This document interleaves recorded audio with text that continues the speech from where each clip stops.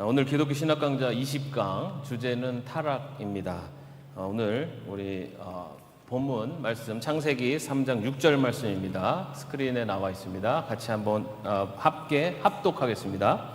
여자가 그 나무의 열매를 보니 먹음직도 하고 보암직도 하였다. 그뿐만 아니라 사람을 슬기롭게 할 만큼 탐스럽기도 한 나무였다. 여자가 그 열매를 따서 먹고 함께 있는 남편에게도 주니 그도 그것을 먹었다. 예. 우리 집사님 기도해 주신 것처럼 지난주 주제가 하나님의 형상이었습니다. 하나님의 형상으로 인간이 창조되었는데 그 하나님의 형상으로 창조된 인간이 어떻게 지금의 이런 어떻게 보면은 하나님의 형상의 모습이 아닌 그런 죄의 모습들이 나타나게 됐는가라는 것을 조금 더 성경을 근거로 해서 여러분들과 함께 말씀을 나누도록 하겠습니다. 자, 오늘 주제는 타락입니다. 타락. 자, 먼저 하나님께서 이 세상을 창조하실 때는 이 세상에 죄가 있었습니까? 없었습니까? 없었습니다. 그죠? 왜 그걸 어떻게 알 수 있습니까? 하나님께서 보시기에 좋았더라. 하나님은 죄가 없으신 분이에요. 완전한 거룩이고 완전한 선이십니다. 그 하나님이 보시기에 좋았더라라는 것은 이 창조하신 이 세상에 그런 죄가 없는 세상을 하나님께서는 창조를 하셨습니다. 자, 그래서 인간이 만들어지기 전, 그러니까 이 세상에 인간이 만들어지기 전 하나님은 세상을 선하게 창조하셨으므로 처음에는 죄가 없었다. 자, 인간 이전입니다. 인간은 만들어지기 전 하나님께서 이 세상을 선하게 창조하셔서 죄가 없었다. 자, 그런데 여러분 저희가 천사와 사단에 대해서 또 공부를 했었습니다. 자, 천사를 하나님께서 이 세상을 만드실 때, 보이는 이 세상을 만드실 때 또한 영적인 세계의 피조물도 만드셨습니다. 그게 누구냐면은 바로 천사입니다. 천사. 영적인 세계의 피조물이 천사입니다. 그죠? 그런데 이 영적인 세계의 피조물인 천사도 우리와 인격적인 존재로 만드셨어요. 그래서 스스로 판단하고 결정할 수 있는 그러나 하나님의 절대적인 순종하는 복종해야 되는 존재로 천사를 만드셨습니다.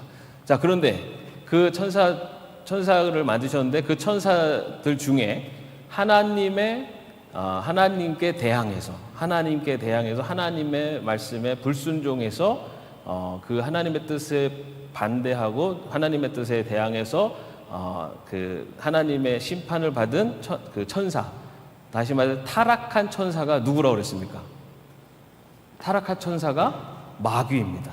사탄은 하나님께서 사탄을 만드신 게 아니라 하나님께서는 영적인 세계에 천사를 만드셨는데 그 천사들 중에 타락한 천사가 바로 사탄입니다.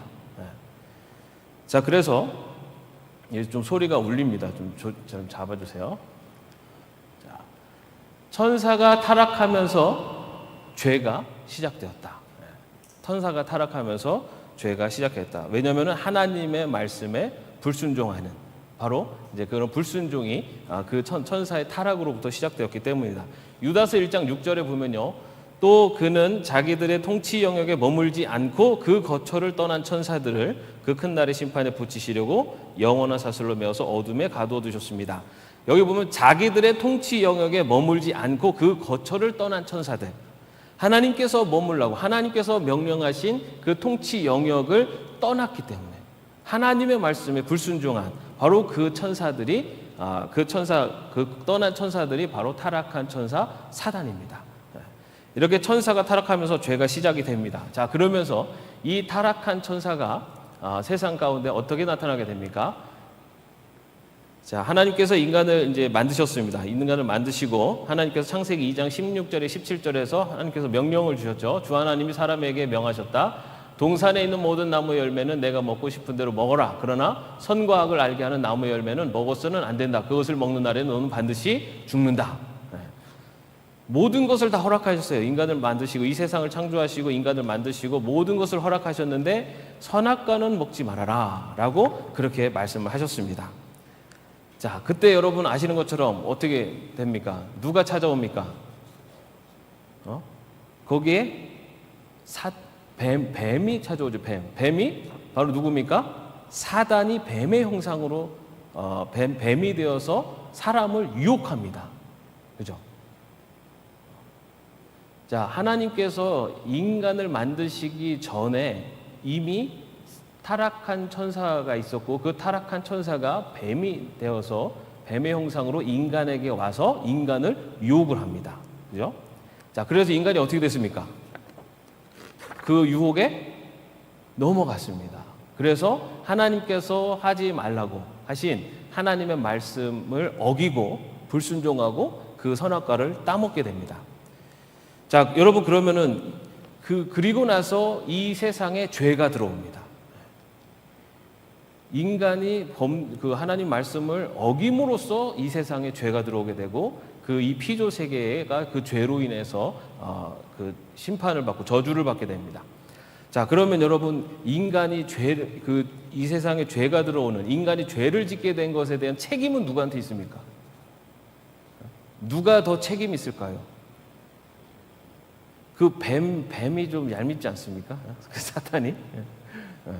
이 사탄이 유혹을 해서 넘어갔다라고도 할 수 있습니다. 그죠?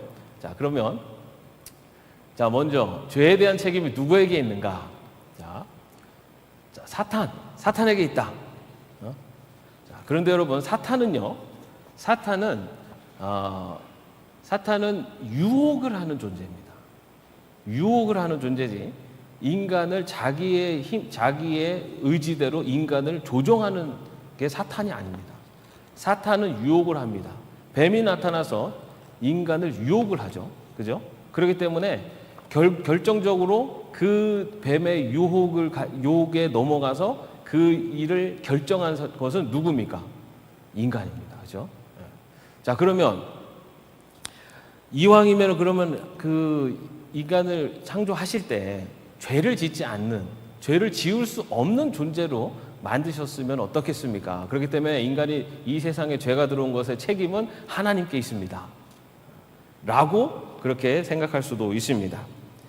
그런데 여러분, 하나님께서 인간을 창조하셨는데 이 태초에 만든 그 인간, 창조된 인간은 필연적으로 죄를 짓지 않을 수 있는 존재였습니다.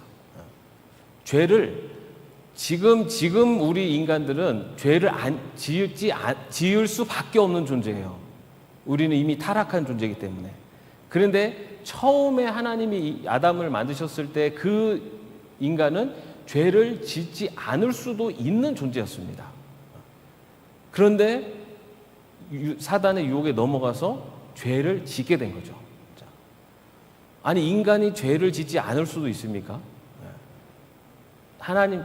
온전한 하나님이 만드신 인간, 처음에 만드신 인간은 죄를 짓지 않을 수 있는 존재였어요. 그 예가 뭡니까? 누굽니까? 그 예. 바로 예수님이에요. 예수님. 여러분, 예수님은 온전한 인간이십니다. 그죠? 그런데 죄를 지으셨습니까? 안 지으셨습니까? 자, 우리가 아는 것처럼 예수님이 사단의 유혹을 받았습니까? 안 받았습니까? 세례 받으시고 40일간 광야에 계시고 그때 사단의 유혹을 받죠. 처음 사람 아담과 하와도 이 세상에 창조되고 뱀의 유혹을 받습니다. 사단의 유혹을 받습니다. 그죠? 그런데 아담은 그 죄에 넘어가서 죄를 짓게 되었고 예수님은 그 사단의 유혹에 넘어가지 않고 그것을 물리치셨습니다. 죄가 없는 존재, 아담도 죄가 없는 존재였고 예수님도 죄가 없는 분이에요. 그런데 아담은 그 유혹에 넘어갔고 예수님은 그 유혹을 물리치셨어요. 그렇기 때문에 하나님께서 처음부터 창조하실 때부터 인간이 죄를 지을 수밖에 없는 존재로 만드신 게 아닙니다. 인간은 죄를 짓지 않을 수도 있는 존재로 창조되었어요. 그런데 유혹에 넘어가서 스스로 그 죄의 길을 선택한 겁니다. 그렇기 때문에 하나님에게도 책임이 없습니다. 죄는 누구에게 책임이 있습니까? 그러면 인간에게 있다는 겁니다. 인간은 스스로 판단하고 결정하고 행동할 수 있는 의지를 가진 인격적 존재로 창조되었으나 인간은 자신에게 주어진 선택권을 하나님을 거역하는 방식으로 사용하였다. 그렇게 죄를 지음으로써 이제 인간은 죄의 노예가 되었고 인간은 이제는 죄를 지을 수밖에 없는 존재가 되었다는 겁니다. 하나님이 이 세상을 처음에 만드실 때 그 인간은 죄를 짓지 않을 수도 있는 인간이었어요. 그러나 이제는 그 죄를 넘어감으로써 그 아담 이후의 인간들, 지금 우리 인간들은 이제는 죄를 지을 수밖에 없는 인간이라는 거예요. 여러분, 그래서 뭐 성선설, 성악설 이런 얘기를 하는데 기독교의 관점은 태초의 인간은 성선설이라고도 할 수 있어요. 그러나 죄에 넘어간 인간 이후, 아담 이후의 인간은 성악설이라고 하는 것이 맞습니다. 이제는 죄를 짓지 않을 수 없는 존재가 인간이 되었다는 겁니다. 자, 그러면은 최초의 죄의 성격은 어떤 것이냐? 인간이 죄를 짓게 되는데 그 최초의 죄의 성격은 첫 번째, 하나님의 권위에 대한 거부이다. 죄는 하나님의 권위를 부정하게 하고 그래서 그의 말씀을 거부하게 만들며 더 나아가서 하나님의 선의를 의심하는 것으로 이어진다.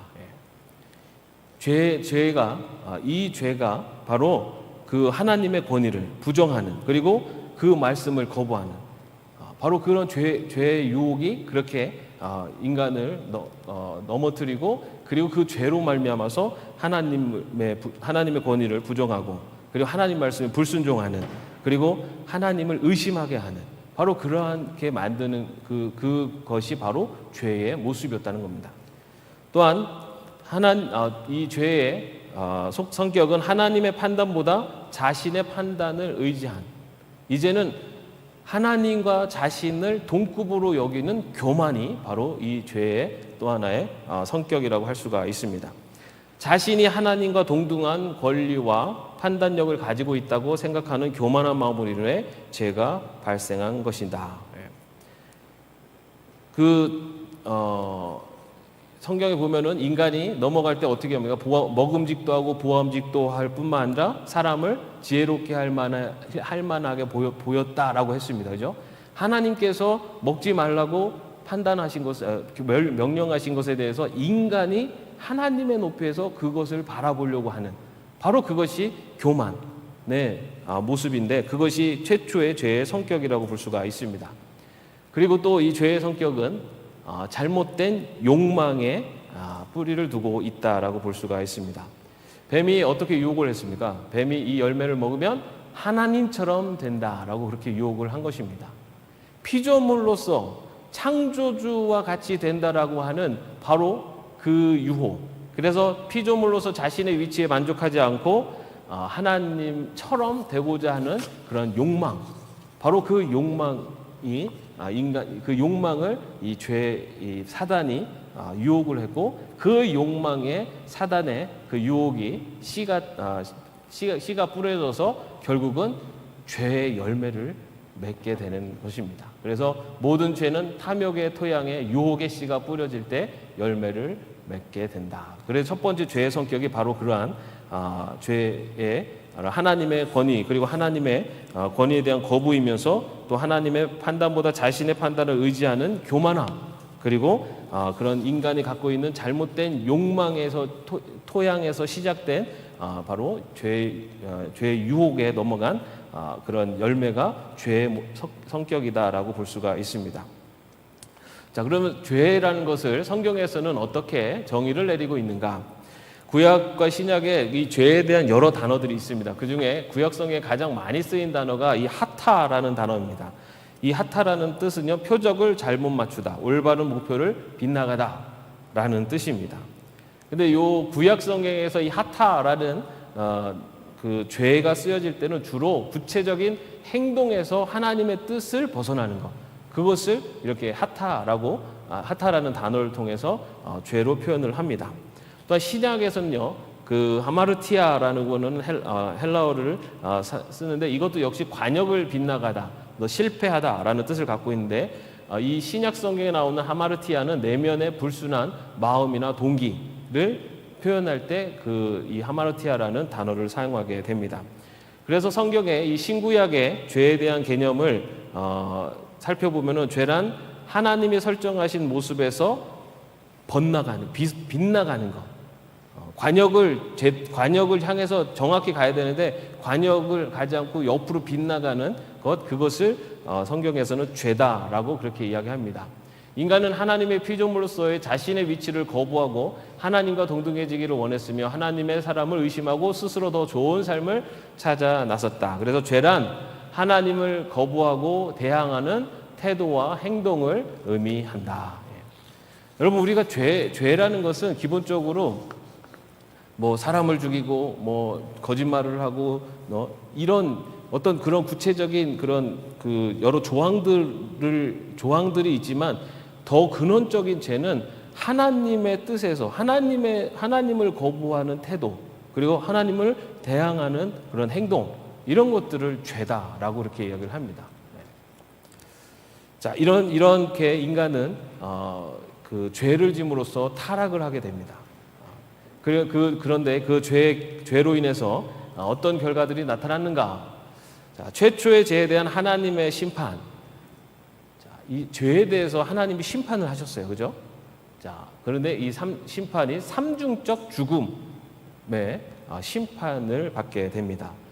처음이 바로 육체적인 죽음입니다. 여러분, 죽음이 언제 들어왔습니까?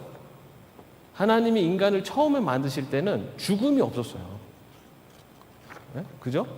그런데 이 하나님께서 그 선악과를 먹으면 정령 죽으리라라고 하면서 그 죽음이 불순종의 죄의 결과로 죽음이 이 세상에 들어오게 됩니다. 그래서 그 인간이 타락함으로 죄를 지음으로써 그 죄의 심판이 첫 번째가 바로 인간의 육신의 죽음이 세상 가운데 들어오게 됩니다. 그 다음에 그렇게 타락함으로써 그 다음 어떤 죽음이 오냐면 영적인 죽음이 오게 됩니다. 우리 지난번에 말씀드렸죠. 인간은 육과 영이 하나일 때 인간이다라고 이야기합니다. 그죠? 육과 영이. 하나님께서 인간을 만드셨을 때 그 몸을 흙으로 만드시고 그 코에 생기를 불어넣으셨다. 그죠? 그래서 인간이 되었습니다. 육과 영이 하나가 될 때가 바로 인간입니다. 그런데 죄를 지음으로써 육의 죽음만 온 것이 아니라 영의 죽음까지 왔다는 거예요. 영의 죽음이라는 것은 우리 영은 하나님과의 긴밀한 관계를 있을 때만이 살아있는 영입니다. 하나님과의 관계. 하나님과의 긴밀한 관계가 있을 때만이 살아있는 영이에요. 그런데 그 하나님과의 긴밀한 관계가 죄로 인해서 끊어진 것입니다. 그래서 영의 죽음이 또 하나의 심판이 된 것입니다. 지금 믿지 않는 사람들을 우리는 저 사람들은 영이 죽었으니까 영이 없다가 아니에요. 모든 사람은 육과 영으로 되어 있습니다. 그런데 그 영이 하나님과의 관계가 끊어진 사람은 영이 죽어 있다라고 표현을 합니다. 여러분, 그럼 우리는 예수님을 믿는 사람들은 예수 그리스도 때문에 하나님과의 영이 연결되어 있는 겁니다. 예수님 때문에. 그래서 우리는 이 예수님을 믿음으로써 새로운 피조물, 새 사람이 되는데 그 새 사람이라는 것은 우리의 죽은 영이 하나님과의 다시 그 관계가 회복되어지는 것을 표현하는 것입니다. 자, 이렇게 육적인 죽음과 영적인 죽음, 그리고 죄로 인해서 오게 된 마지막 죽음이 바로 영원한 죽음입니다. 영원한 죽음. 이 영원한 죽음은 바로 종말의 때에 오는 죽음입니다. 여러분, 우리는 인간은 누구나 이 육적인 죽음에서 자유로울 수 있는 사람은 아무도 없습니다. 누구나 다 죽습니다. 그죠? 누구나 다 죽습니다. 그리고 이 영적인 죽음은 예수 그리스도를 통해서 영적인 죽음에서 살아날 수가 있어요. 그러나 우리 인간은 누구나 육적인 죽음을 맞이하게 됩니다. 자, 그런데 마지막 세 번째 죽음은 언제 오는 죽음이냐? 우리 인간은 이 세상에 예수님이 재림하실 때 성경에는 모든 인간이 다시 부활한다고 되어 있습니다. 모든 인간에는 믿는 사람만 부활하는 게 아니에요. 믿지 않는 사람도 부활합니다. 그런데 그때 부활할 때 어떤 몸으로 부활합니까? 죽지 않는 몸, 죽음이 없는 몸으로 부활하는 겁니다. 어떻게 합니까? 부활의 첫 열매가 누구시죠? 예수님이시잖아요. 예수님이 부활하셨죠. 예수님이 부활하시는데 죽으셨습니까? 안 죽으셨어요. 그죠? 그리고 성경에는 죽었다가 다시 살아난 사람들에 대한 이야기가 있어요. 나사로가 그랬죠. 여러분, 근데 나사로를 부활했다고 합니까? 아니잖아요. 왜 그렇습니까? 나사로는 다시 살아났지만 다시 죽었어요. 예수님은 다시 살아나셨어요. 죽으셨습니까? 안 죽으셨어요. 하늘로 승천하셨어요. 예수님이 부활의 첫 열매예요. 예수님처럼 부활합니다. 근데 마지막 때 그럼 인간이 부활해요. 예수님처럼. 영원한 생명을 가지고 부활합니다. 죽음이 없는 몸으로 부활을 해요. 자, 그러면 두 번째 죽음이, 이 영원한 죽음은 뭐냐? 죽음이 없는 몸으로 부활해서 예수 그리스도를 믿는 자는 하나님 나라로 영원한 삶을 누리는 하나님 나라로 들어가는 겁니다. 그런데 예수님을 믿지 않는 사람은 영원한 생명을 가지고 영원한 지옥으로 가는 거예요. 그게 두 번째 죽음이에요. 영원한 고통이 있는 곳으로 가는 게 두 번째 죽음입니다. 근데 이 두 번째 죽음이 오게 된 이유가 바로 죄로 인한 결과라는 거예요. 이 세상에 죄가 들어옴으로써 하나님께서 그 죄를 마지막 때에는 심판을 하십니다. 그 마지막 때 심판 때 그 영원한 생명을 가지고 영원한 고통이 있는 죽지도 못해요. 거기는 마지막 때 심판, 이 두 번째 죽음은 성경에 보면 두 번째 사망이라고 나옵니다. 두 번째 이 사망은 죽을 수 없는 사망이에요. 참 말이 좀 이상하죠. 왜냐하면 영원한 생명을 가지고 들어가기 때문에 죽을 수가 없어요. 우리가 하나님의 나라에 영원한 생명을 가지고 들어가서 영원히 사는 것처럼 마지막 심판 때 두 번째 심판을 받는 사람들은 영원한 생명을 가지고 영원한 심판의 자리로 가는 겁니다. 그게 두 번째 죽음이에요. 그 죽음이 이 심판으로 오게 된 이유가 바로 죄의 결과라는 겁니다. 자, 여기 또 다음에 더 자세한 이야기 또 이후에 또 나옵니다. 자, 그런데 그래도 어떻게 그렇지? 단 한 번 명령을 어긴 것 때문에 어떻게 그렇게까지 아주 중한 심판을 하시는가? 네? 자, 그죠? 이렇게 보니까 하나님이 굉장히 막 냉정하신 분 같지 않습니까? 선악과 한 번 따먹었다고 그냥 그 죽음, 영적인, 육적인, 영원한 죽음까지 그냥 이 세상에 심판을 하시나 그런 생각도 할 수 있습니다. 자, 그런데요, 야고보서 2장 10절 말씀을 같이 한번 읽어보겠습니다. 누구든지 율법 전체를 지키다가도 한 조목에 실수하면 전체를 범한 셈이 되기 때문입니다. 자, 율법이 여러 개가 있는데 그 중에 하나를 어겼어요. 자, 그 사람은 뭐라고 그러는가? 율법을 어긴 자가 되죠. 자, 그러면은 두 개를 어겼어요. 그 사람은 뭡니까? 율법을 어긴 자죠. 자, 율법 100개가 있습니다. 100개를 어겼어요. 그 사람은 뭡니까? 율법을 어긴 자예요. 여러분, 우리가 하나님 앞에 죄라는 의미가 뭘까요? 죄. 자, 사람을 죽인 자는 어떤 사람입니까? 죄인이죠. 자, 거짓말한 사람 뭡니까? 아니, 거짓말이 할 수도 있지 그죠? 그렇게 따지면 하나님 앞에는 여러분 십계명에 살인하지 말라 있죠. 거짓 증언하지 말라 있습니다. 자, 살인한 사람은 죄를 진 거 큰 죄고 거짓 증언한 사람은 작은 죄입니까? 아니에요. 하나님 앞에는 다 똑같은 죄입니다. 그렇기 때문에 이 세상에는 누구도 하나님 앞에 의롭다고 할 사람이 없는 거예요. 우리는 좀 더 범죄하고 막 악한 죄는 더 큰 죄고 세상은 조금 거짓말하고 좀 남 살짝 속이고 하는 거는 그 정도는 그냥 눈 감아주고 그러지만 하나님 앞에서는 똑같다는 거예요. 거짓말하는 죄나 그런 그 큰 범죄나 하나님 보시기에는 똑같이 죄인이라는 겁니다.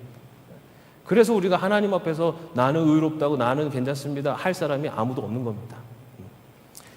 자, 그래서 하나의 계명을 어기는 마음이 있다면 이미 순종을 깨진 것으로 다른 계명을 어기는 것은 시간 문제일 뿐이다. 율법을 하나 어긴 사람이 율법을 2개 어기고 3개 어기는 것, 그것은 시간 문제일 뿐이다. 다시 말해서 똑같은 죄인이고 똑같이 율법을 어길 것과 같다라고 그렇게 볼 수가 있는 것입니다. 자, 이렇게 죄의 결과로 이런 심판이 오게 되는데요. 그 죄의 결과로 또 나타난 것이 관계의 파괴입니다. 이 죄 때문에 또 어떤 결과들이 나타나냐면은 먼저 하나님과의 관계가 파괴되게 됩니다. 첫째, 죄는 하나님의 권위와 그에 대한 복종이라는 관계를 깨뜨려 버렸다. 여러분, 우리는 하나님과 인간은요, 창조주와 피조물의 관계예요. 창조주와 피조물. 여러분, 우리가 하나님을 굉장히 이렇게 우리와 함께하고 계시고 언제나 우리의 마음을 위로하시고 굉장히 가깝고 친근한 하나님, 그렇게 우리 많이 찬양도 하고 그렇게 많이 배우지만요, 여러분, 우리가 착각하지 말아야 될 것은 하나님과 인간은 본질적으로 다른 분이에요. 본질적으로. 내가 그냥 조금 나보다 좀 더 높은 어떤 그런 분이 아니라고요. 비교 대상이 될 수 없는 분이에요. 창조주와 피조물의 관계는. 그런데 그렇기 때문에 피조물은 창조주에게 복종의 관계입니다. 그 창조주의 명령, 말씀에 절대적으로 순종해야 되는 관계가 피조물이에요. 창조주와 피조물의 관계는. 피조물은 창조주에게 절대 순종해야 되는 것이, 그것이 이 창조주와 피조물과의 관계입니다. 그런데 그 복종의 관계가 죄로 인해서 깨졌다는 거죠. 그러면서 죄는 하나님과 교제를 단절시켜 버렸다. 하나님과의 교제를 이 죄가 이제는 단절시키는, 그래서 하나님과의 관계가 파괴되도록 한 것이 이 죄의 결과입니다. 하나님과의 관계를 파괴했을 뿐만 아니라 이웃과의 관계가 또 파괴되는 것을 볼 수가 있습니다. 아담과 하와가 죄를 짓고 나타났던 여러 모습들이 있는데 거기에 보면은 서로의 책임을 전가했다. 그죠?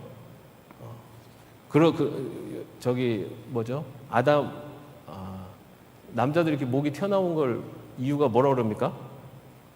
하와가 이렇게 선악과 먹다가 딱 줬는데 그거 먹다가 하나님이 탁 나타나서 깜짝 놀라서 꿀꺽 삼키다가 여기 목에 탁 걸려가지고 여기 났다 그러잖아요.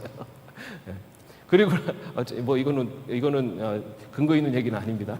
어쨌든 자, 그래서 하나님 앞에 들키고 나서 그 다음에 이 아담과 하와가 취한 행동이 뭐였습니까?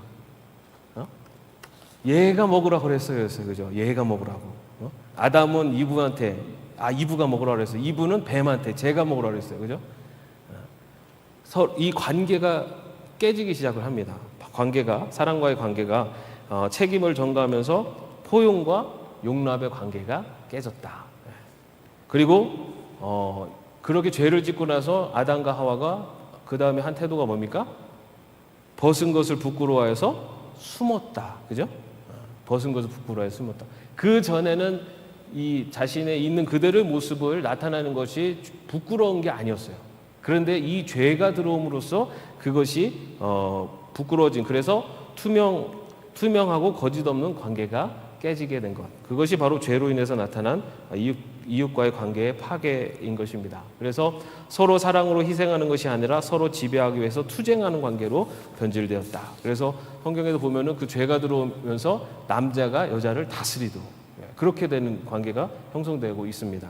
그다음에 다른 사람을 고귀한 존재로, 그리고 목적 그 자체로 대화하는 것이 아니라 나의 이익을 위한 수단으로 여기게 되었다. 이렇게 이웃과의 관계가 깨지게 되는 것도 바로 죄의 결과라고 볼 수가 있습니다. 또한 그것뿐만 아니라 자연과의 관계도 역시 파괴가 됩니다. 다른 피조물과의 관계도 이 죄로 인해서 파괴가 되는데요. 최초의 인간이 죄를 지을 때 땅도 저주를 받게 됩니다. 창세기 3장에 보면은 죽는 날까지 수고를 하여만 땅에서 나는 것을 먹을 수 있다라고 하면서, 그전에는 모든 것들이 다 주어졌어요. 자연이 완전히 그 죄가 없을 때, 죄가 들어오기 전에는 이 모든 것들이 다 풍요롭게 다 주어졌지만 죄가 들어옴으로써 그 땅에 엉겅퀴가 나고 나는 저주를 받게 됩니다. 인간이 죄를 짐으로써 그 죄의 여파가 이 피조물에게까지 미치게 되는 겁니다. 그래서 이 피조물이 죄로 인해서 또 파괴되어지고 그런 저주를 받게 된 것입니다. 그래서 성경에 보면요, 인간이 구원을 받는 것을 이 자연 피조물들이 기뻐한다라고 하는 구절들이 나오고 있어요. 인간이 구원받는 것, 인간이 구원받는 것을 이 자연 피조물들이 고대하고 기뻐한다라고 하는 그런 내용들이 있습니다. 왜냐하면 그 인간으로 해서 죄 때문에 이 자연 피조물 세계가 파괴되었어요. 그렇기 때문에 다시 그 인간의 세계, 인간과 하나님과의 관계가 온전히 회복됨으로써 이 자연 피조물도 역시 함께 회복되어지는 바로 그 과정, 그것이 하나님의 나라이기 때문입니다. 자, 이렇게 이 인간은 또한 자신의 탐욕을 채우는 수단으로 자연을 무차별적으로 파괴했고 그 결과 자연은 파괴되어 가면서 역으로 인간들의 삶을 더 어렵게 만들었다. 이것은 뭐 정말 요즘 많이 느끼고 있는 거 아닙니까? 그죠? 하나님께서 인간에게 이 자연 세계를 다스리라라고 한 것은 관리자입니다. 관리자. 이 자연은 피조 세계는 누구 겁니까? 하나님의 거잖아요. 하나님의 거를 우리에게 맡기신 것은 우리는 청지기로서 사명을 주신 것인데 우리 인간이 내가 주인인 양 이 자연물을 막 쓴 거죠. 그러니까는 그 훼손된 자연으로 인해서 또 인간이 또 큰 피해를 얻게 되는 이제 그런 이 악순환이 반복되는 것, 그것이 지금의 오늘날의 세계고 또 그런 것을 요즘 뭐 얼마나 우리가 체험하고 있습니까? 자, 이렇게 자연과의 관계가 파괴되었고 또 하나 자신과의 관계가 파괴되었다입니다. 죄는 자신의 자아상을 파괴해버렸다. 죄가 들어오면서 인간이 죄를 짓고 하나님으로부터 피합니다. 인간은 하나님의 형상으로 창조되었어요. 하나님과 어떻게 보면 이 피조물 중에 가장 가까운 존재가 인간입니다. 그리고 그 하나님의 형상으로 창조되었기 때문에 인간이 인간으로서의 온전한 역할을 할 수 있는 것은 하나님과의 온전한 관계 앞에서 그 역할을 할 수가 있습니다. 그런데 인간이 하나님으로부터 피해갑니다. 하나님으로부터 피했다는 것은 이제는 더 이상 온전한 인간으로서의 자아상을 갖지 못하게 됐다는 겁니다. 그래서 죄로 인해서 인간은 그 스스로의 자아상이 파괴되어지는 그런 결과가 나타나게 된 것입니다. 죄는 인간의 삶을 생존을 위한 고루한 고투로 변질시켰다. 죄로 인해서 어떻게 됐습니까? 낙원에서 에덴 동산에서 쫓겨나게 되죠. 에덴 동산에서는 모든 것들이 완전하게 갖춰진 곳이었죠. 그런데 그곳에서 쫓겨나서 이제는 엉겅퀴가 나고는 그런 땅에서 스스로 평생 노력을 해야지만이 결실을 얻을 수 있는 그러한 이제 인생이 되었다라는 것입니다. 그래서 그런 그 인간의 삶이 이제는 생존을 위해서 이 고투, 싸우는 그런 고생하는 장소로 변하는 그것이 바로 죄의 결과라는 것입니다. 성경에 보면은 여자는 해산의 수고가 더하는 저주를 받고 남자는 노동이 더욱 힘들어지는 저주를 받게 되는 것을 성경에서 이야기를 하고 있습니다. 근데 요즘 요 부분에서 이제 해산의 수고는 요즘 무통 주사가 나와가지고 이제 조금 좀 덜해지는 것 같아요. 어쨌든 그런 인간 삶에서 나타난 여러 고통과 아픔들의 그 이유가 바로 죄로부터 시작됐다는 겁니다. 자, 이렇게 죄는 죄가 세상에 들어옴으로 이 세상에 그런 여러 저주와 그리고 여러 관계가 단절되어지는 그런 나쁜 영향들을 미치게 되고 시작되게 되었고 지금에까지 그 죄로 인해서 많은 영향이 오늘날까지도 우리가 살고 있는 이 세상 가운데 나타나고 있습니다. 자, 그런데 이런 죄 가운데 또 우리가 볼 수 있는 것은 그 죄 가운데 빛나는 하나님의 은혜가 있다는 겁니다. 자, 여기 이 죄 가운데 나타난 하나님의 은혜는 하나님께서는 네가 이 말을 거역하며 선악과를 따먹으면 정녕 죽으리라 하고서 완전히 심판을 선포하셨어요. 이제 완전히 죽는다라고. 그런데 하나님께서 어떻게 하셨습니까? 인간이 하나님을 거역했지만 하나님을 심판을 바로 집행하지 않고 자비를 베풀어 주심으로 회복할 수 있는 기회를 제공하셨다. 하나님이 그 순간에 그냥 인간을 완전히 심판하지 않으시고 한 번 더 용서해 주셨다는 거예요. 그래서 기회 한 번 더 회복할 수 있는 기회를 주십니다. 그 기회를 주신 것을 우리가 그 사탄의 심판, 그 여자의 후손이 그 뱀의 머리를 밟을 것이다 라고 하는 바로 그 말씀은 바로 그 여자의 후손이 뱀의 머리를, 다시 말해서 인간이 그 사탄을 누르는 그 인간 구원이 있을 것에 대한 것을 하나님께서 말씀하신 것이다 라고 볼 수가 있습니다. 또한 하나님은 아담과 하와의 벗은 몸을 입혀주셨다. 아담과 하와가 숨자 하나님께서는 가죽옷으로 그 아담과 하와의 그 벗은 몸을 입혀주셨습니다. 이것은 죄로 인한 인간의 수치를 덮어주는 것이고 또한 후에 그리스도의 의로 옷을 입혀주실 것을 상징적으로 보여주신 사건이다 라고 볼 수가 있습니다. 이 세상에 죄가 들어옴으로써 정말 이 세상이 타락하고 모든 관계들 그리고 심판과 저주 이 모든 그런 악한 것들이 이 죄로 인해서 시작되어집니다. 그런데 하나님께서는 그 죄가 시작되는 곳에서 그 죄를 정말 냉정하게 심판하심으로 모든 것을 다 끝내버리시는 것이 아니라 인간을 다시 한번 인간이 죄로부터 돌아올 수 있는 또 한 번의 기회를 주시는 그런 것들이 창세기에 보면은 바로 그러한 그 여자의 후손에 대한 예언 그 말씀들 그리고 그 아담과 하와에게 가죽옷을 입혀주시는 그런 하나님의 모습 속에서 우리는 발견할 수 있게 됩니다. 우리가 살고 있는 이 세상은 바로 그런 죄의 결과들이 그리고 죄의 영향권 안에 있다라고 볼 수가 있습니다. 그렇기 때문에 우리가 어쩌면 우리는 그 죄의 세상 속에서 하나님의 선택된 백성으로 죄를 짓지 않는 하나님의 백성으로 살아가야 되는 것, 그것이 바로 신앙의 길입니다. 우리도 그 죄의 여러 결과들로 인해서 나타나고 있는 여러 고통과 여러 인생의 아픔들이 있습니다. 그것을 우리도 다 겪어내야 됩니다. 그럼에도 불구하고 우리가 그 죄의 그런 고통과 아픔으로에서 다시 일어설 수 있고 힘을 낼 수 있는 것은 그 죄의 모든 것들을 다 그 죄의 모든 것들을 다 심판하시고 또 다스리시는 하나님이 우리와 함께하고 계시기 때문에 우리는 그런 죄의 모든 고리들에서 우리가 다시 한번 일어설 수 있는 또 힘을 얻게 될 줄로 믿습니다. 또한 우리는 이런 죄의 고리 속에서 완전히 해방된 존재는 아니라는 것을 항상 기억해야 될 것입니다. 여러분, 제가 항상 말씀을 드립니다. 우리가 예수 그리스도 때문에 의롭다 칭함을 받은 존재입니다. 의로운 존재가 아니라 의롭다 칭함을 받은 존재예요. 하나님이 그냥 의롭다고 불러주시는, 여겨주시는 겁니다. 왜 그렇습니까? 예수 그리스도의 옷을 입고 있기 때문에. 그런데 우리는요, 예수 그리스도의 옷을 위에다 덧입었지만은 우리 안에 예전에 입고 있었던 죄의 옷을 벗어버린 존재가 아니에요. 우리는 여전히 죄의 옷을 입고 있어요. 그 처음에 타락했었던 그 인간이 지은 그 죄의 옷을 입고 있고, 근데 우리는 예수님을 믿음으로써 예수님의 옷이 우리 위에 덧입혀진 겁니다.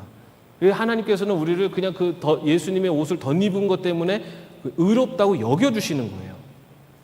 그렇기 때문에 우리는 아직도 이 죄의 옷이 있어요. 그래서 어떻습니까? 우리가 신앙인으로 예수님을 믿고 살지만은 우리의 이 더러운 옷들이 자꾸만 우리가 막 걸어 다니면은 툭툭 튀어나오잖아요. 우리 안에 있는 옷들이, 더러운 옷들이. 그래서 우리는요, 죄로부터 완전히 자유로운 존재는 아니에요. 언제라도 우리 안에 있는 이 이 더러운 옷들이 막 튀어나옵니다. 그렇기 때문에 우리는 계속해서 우리 자신의 이 더러운 죄의 옷을 자꾸만 벗어버리기 위해서 노력을 해야 돼요. 그게 성화입니다, 여러분. 성화는 그냥 가만히 있는다고 되는 게 아니라 내가 노력해야 됩니다.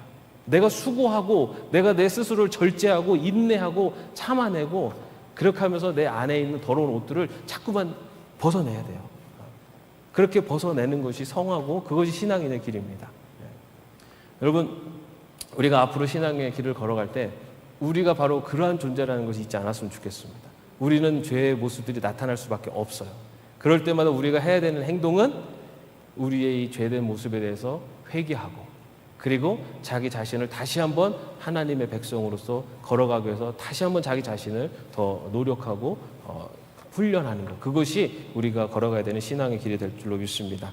여러분의 삶 속에 바로 그러한 날이 갈수록 신앙의 연륜이 깊어질수록 우리 안에 있는 죄된 옷들이 하나하나 다 제거되어져서 그리스도의 거룩한 옷의 아름다움이 나타날 수 있기를 주님의 이름으로 축원합니다. 네, 기도하겠습니다. 하나님, 죄로 인해서 죽을 수밖에 없는 저희들을 사랑하셔서 다시 한번 기회를 주시고 하나님의 백성으로 자녀로 삼아주시니 감사합니다. 우리들의 이 죄의 본성들, 불뚝불뚝 살아가면서 튀어나오는 이 죄의 본성들을 그리스도의 보혈의 피로 용서하여 주시옵소서. 그래서 우리들이 살아가는 걸음마다 이 죄의 지배를 받는 자가 아니라 죄를 이기고 그리스도의 인도하심을 받는, 성령의 인도하심을 받는 하나님 백성으로 살아갈 수 있도록 인도하여 주시옵소서. 세상은 점점 죄로 인해서 타락하고 죄의 영향권이 더욱더 강성해지고 있습니다. 하나님, 이런 세상 속에서 하나님의 선과 하나님의 정의와 사랑을 증거함으로 이 세상 속의 창조 세계가 온전히 하나님의 나라로 회복되어질 때 또한 공헌하며 나가는 또 저희들 될 수 있도록 인도하여 주시옵소서. 주 예수 그리스도의 은혜와 하나님의 사랑하심과 성령님의 교통하심과 동행하심이 죄에 눌려있는 하나님의 죄의 백성으로 살아가는 우리를 하나님의 자녀로 구원하신 그 하나님의 은혜를 가슴에 품고 또 이제는 그 하나님 백성답게 살아가기 위해서 노력하는 기로 마음속에 결단하는 주의 종들 머리 위에 이제부터 영원까지 함께 없으시기를 간절히 축원하옵나이다. 아멘.